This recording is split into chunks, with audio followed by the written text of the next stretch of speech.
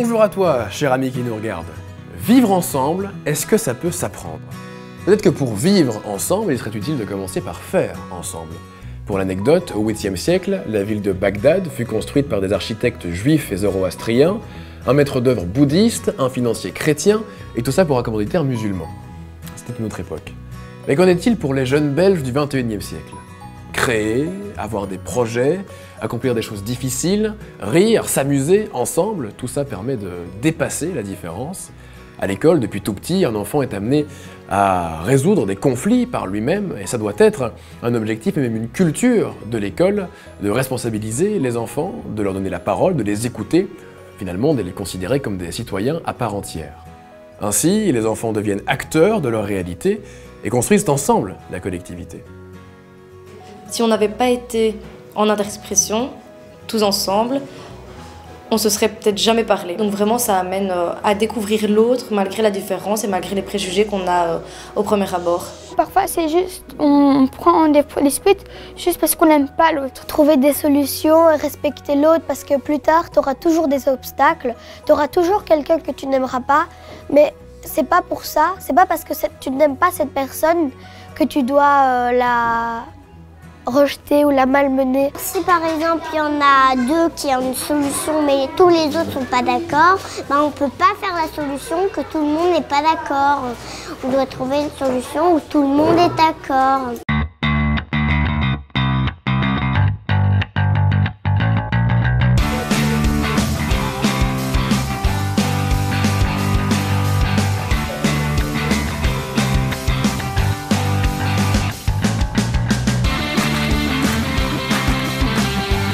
Au théâtre, c'est un moyen de se lâcher et il faut prendre des rôles qu'on n'a pas en général, s'habituer à avoir des personnalités différentes et de ce fait, c'est une façon d'unir parce qu'on forme un groupe. Quand on joue tous ensemble, donc ici en art d'expression, on se rend compte vraiment que chacun est différent, chacun a un style de jeu différent, a une spontanéité différente. On est tous fort différents et je pense que si on n'avait pas été en art d'expression, tous ensemble, on se serait peut-être jamais parlé. Il y a des copines que j'ai en art d'expression qui sont aussi mes copines de tous les jours à l'école, alors qu'il y en a avec qui je sais très bien s'il n'y avait pas eu art d'expression, je n'aurais jamais eu d'affinité avec eux, pas par méchanceté, mais juste parce que voilà, ils sont fort différents de moi, donc je me serais toujours dit oh, j'aurais sûrement jamais d'affinité avec des gens comme ça. Et donc voilà, donc vraiment ça amène à découvrir l'autre malgré la différence et malgré les préjugés qu'on a au premier abord. Cette expérience d'une pièce de théâtre nous rassemble obligatoirement parce qu'on passe beaucoup de temps ensemble. On est en fait tous dans le même bateau. Donc on partage les mêmes difficultés et que ça nous rapproche. Des fois on doit jouer avec des gens avec qui on n'a pas forcément beaucoup parlé en dehors des classes. Et là on se rend compte qu'on a quand même le même caractère. En fait ça nous permet de nous apprendre à nous connaître.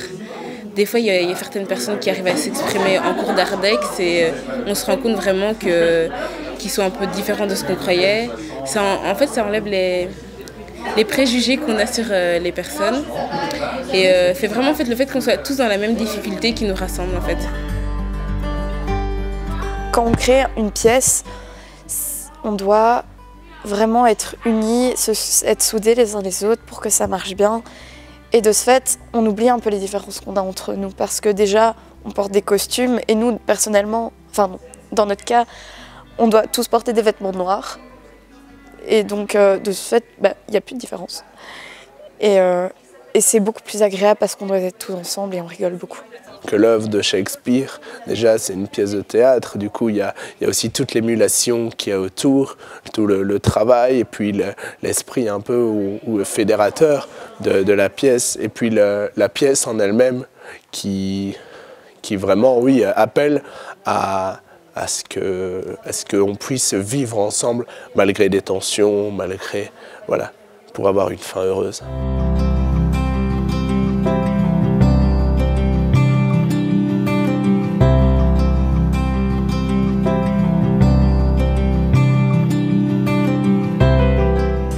La connaissance de l'autre, c'est un bon ingrédient pour le vivre ensemble, mais l'avenue du stress, de la pression. Et c'est inévitable et ça amène d'office des conflits. J'ai beau avoir des affinités avec eux, j'ai beau avoir appris à les connaître, à les apprécier, à les aimer pour certains, c'est inévitable avec le coup de la pression, avec le coup du stress. Voilà, on ne travaille pas tous de la même manière. Des fois, on est fatigué, on fait moins que l'autre et donc l'autre s'énerve. Et voilà, il y a beau avoir de l'amitié, il y a beau avoir du respect. À un moment donné, on éclate. En période de spectacle, je vais plus vite m'énerver alors que de manière habituelle, quand je sais que j'ai des affinités avec la personne, je vais prendre sur moi par exemple. Mercredi, quand on a eu répétition, j'ai eu une petite accroche avec un élève. Voilà, on s'est directement dit des choses et je suis allée vers lui après pour dialoguer et pour m'excuser et dire voilà, c'était la pression, excuse-moi quoi.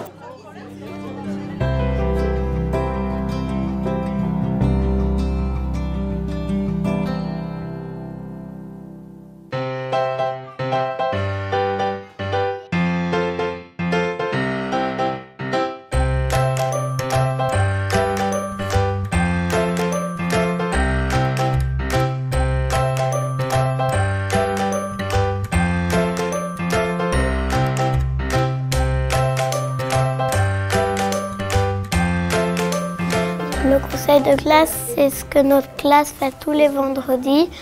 Il y a des fardes là-bas où on met des papiers, où on dessine, on met des papiers dans problème, proposition ou félicitation.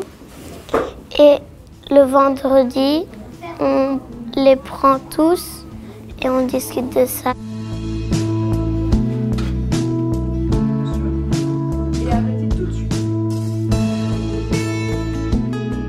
Le conseil de classe, il sert plutôt à exprimer ce qu'on pense. Et si jamais tu as quelque chose à dire, que tu as un problème avec quelqu'un, tu l'exprimes lors du conseil de classe. Et là, on peut, tout le monde l'entend et tout le monde peut essayer de donner son avis pour que ça s'arrête.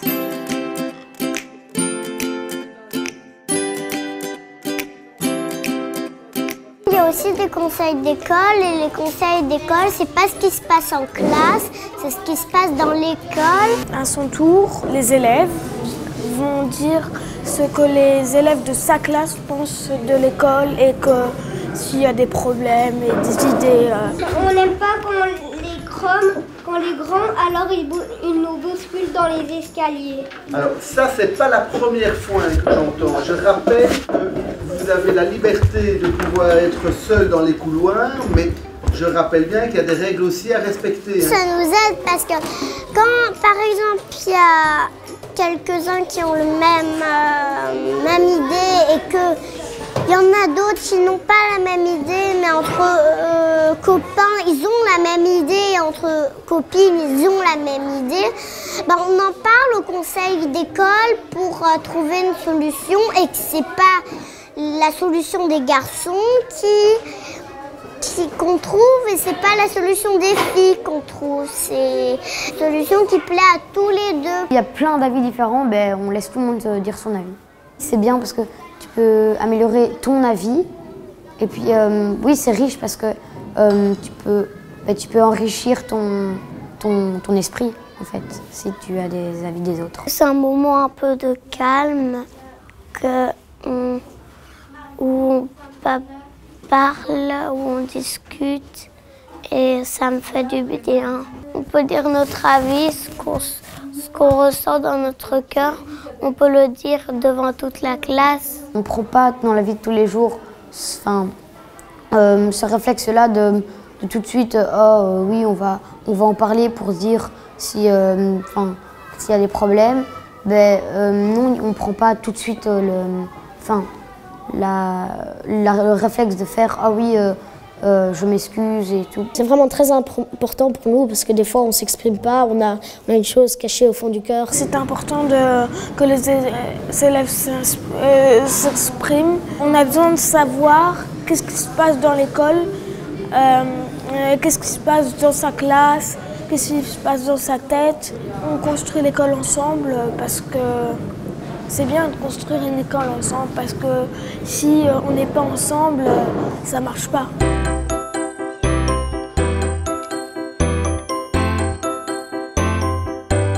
Ça, c'est pour parler. L'oreille, on doit écouter. La baguette magique, c'est à trouver la solution. C'est quand c'est bagarre ou que c'est une dispute. Ça sert à régler le problème.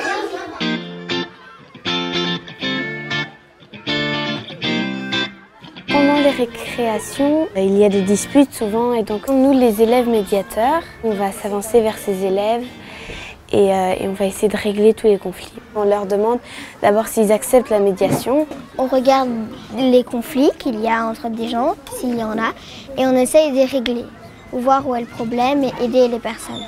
Puis on essaie de trouver tous ensemble une solution. Et ça améliore les caractères et l'amitié aussi. Je me sens vraiment très concernée donc, dans les conflits. Je suis très fière d'avoir ce job parce qu'on met beaucoup de confiance en moi.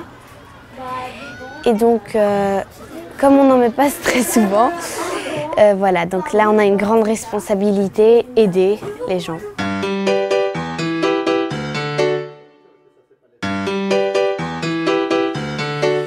On m'a élue pour que je sois coordinatrice. Et en fait, je fais un peu tout dans l'école. C'est comme si j'étais une surveillante, mais en enfant. Moi, par exemple, il y a un problème, je propose des idées pour régler ces problèmes. On va au conseil d'école tout le temps. Comme ça, on peut un peu suivre ce qu'il y a à l'école. Parce que comme ça, s'il y a des problèmes, on peut mieux comprendre. Ça améliore beaucoup notre fonction de vie à l'école parce que tu n'es pas obligé de tout le temps aller dire aux adultes « il m'a fait ça, il m'a fait ça ». Tu dois juste aller dire à un enfant médiateur que c'est « il m'a fait ça, est-ce qu'on pourrait régler ce problème ensemble ?» Voilà. Ça nous rend plus responsables parce que ça nous donne quelque chose d'autre dans notre école et voilà.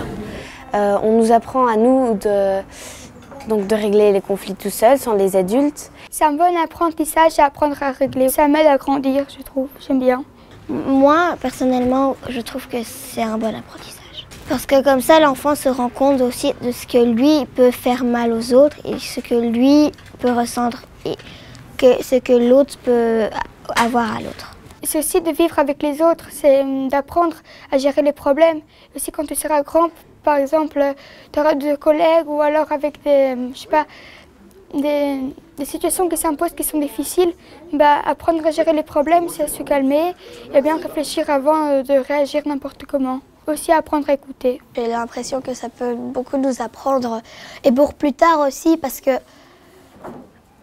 trouver des solutions, respecter l'autre parce que plus tard tu auras toujours des obstacles, tu auras toujours quelqu'un que tu n'aimeras pas, mais c'est pas pour ça, c'est pas parce que tu n'aimes pas cette personne que tu dois la rejeter ou la malmener. Tu n'aimes pas cette personne, c'est pas grave. T'es pas forcément obligé de l'aimer, mais au moins, t'es obligé de le respecter. Parce que c'est comme ça. Parfois, c'est juste, on prend des disputes juste parce qu'on n'aime pas l'autre. Ça, je trouve que c'est vraiment répugnant. Mais nous, ici à l'école, on s'entend vraiment beaucoup mieux. Enfin, avec ses coordinateurs, médiateurs et tout, je trouve que c'est vraiment, ça s'améliore. Mais il faut, je trouve que c'est vraiment écouter l'autre qui ne pas écouter l'autre qui pose problème. Nous, c'est vraiment l'école qui nous a appris ça. Ça nous apprend aussi notre truc pour travailler nous, mais ça nous apprend aussi plus à vivre avec l'autre, accepter l'autre. Au final, ça permet il y a beaucoup moins de conflits parce qu'on les règle tous ensemble. Enfin, on peut dire toute l'école vu qu'on peut chacun dire notre mot. Et donc, oui, il y a moins de conflits et il y a moins de bagarres. Bien sûr, il y a toujours des problèmes parce qu'on n'est pas parfait dans cette école. Il y a toujours des problèmes de toutes sortes comme dans les autres écoles. Mais le but des coordinateurs, des médiateurs, c'est de diminuer ça. Et je trouve que ces 2 dernières années, on a vraiment beaucoup diminué ça. On apprend vraiment à vivre avec l'autre ici.